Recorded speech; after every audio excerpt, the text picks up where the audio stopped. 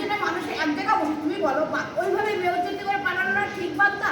तुम वहां से वैसे किया আবার वहां से लेकर वैसे किया कौन भेजा है? তুমি একটা কথা বলো कौन भेजा है आपको?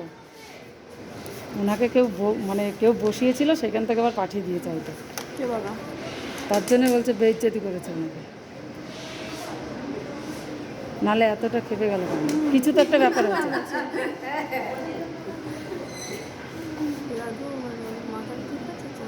না